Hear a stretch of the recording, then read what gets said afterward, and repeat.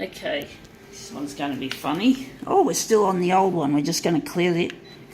Auto clear didn't quite kick in, so I just thought I'd clear it myself. We're using the reset button.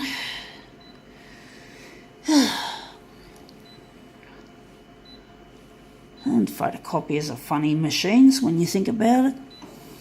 They are funny. They're silly. Now, we're not doing that yet. They're funny the way they're designed, but it's really to do with the money now. I mean, when Xerox first, before it became actually Xerox, it actually was Haloid Xerox. Before they had the Xerox 914, they were actually trying to build it, and basically the Xerox 914, the message I'm trying to get across here is that the Xerox 914 had many of its prototype. It was a prototype. The prototype had many parts that came off, believe it or not, a rubbish tip, including metal piping, which was to become the drum of the machine. It came off metal piping, aluminium piping. They just happened to find aluminium piping on a trash heap, and they used it. And they found also springs to use. So this was not the photocopier industry we know today, which is a revenue-based industry. Well, basically there was a lot of things that happened that seemed coincidental, such as what I just said. And also, it was amazing that they had to get some corporate involvement to make the exposure lamp, however. And I think the company that made the fluorescent lights for the 914 was General Electric. So that was a bit of a fluke to get a big multinational company to build light bulb, to make illumination source for a company that was like not well known, that had not even built the 914. They needed help from fucking General Electric of all people.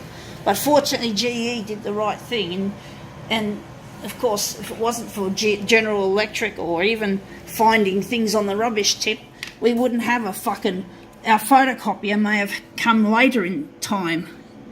But it's very fortunate that the people at Haloid Xerox were very patient, and Chester F. Carlson was extremely patient, because it cost taking him about more than probably around, oh shit, I fucked up. Okay, let's just fix this. I just hit the finish key and just hit that. I fucked up, not enough concentration. But basically, yeah, the photocopier may have arrived on the scene, say, 20 years later. But now everything's corporatised. There's no more soul in the industry.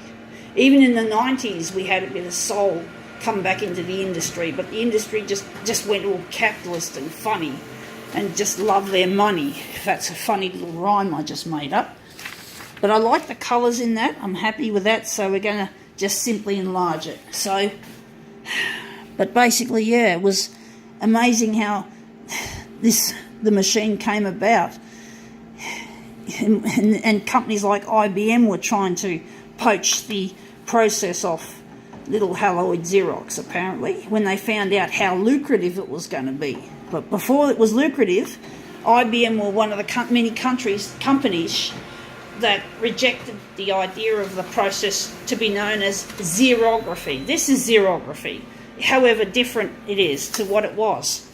But it was called xerography, and that's why they called the company Xerox. The actual xerography was born before the actual machine itself, but they had to make it into an automatic machine, otherwise it wasn't going to do very well, which it didn't. So let's see how we go now. Whoops, I nearly forgot. Still like I'm using the old C353, which only has a one-step process. And this is a three-step process, which is really dumb. Kind of Minolta, you ought to be a fucking ashamed of yourselves.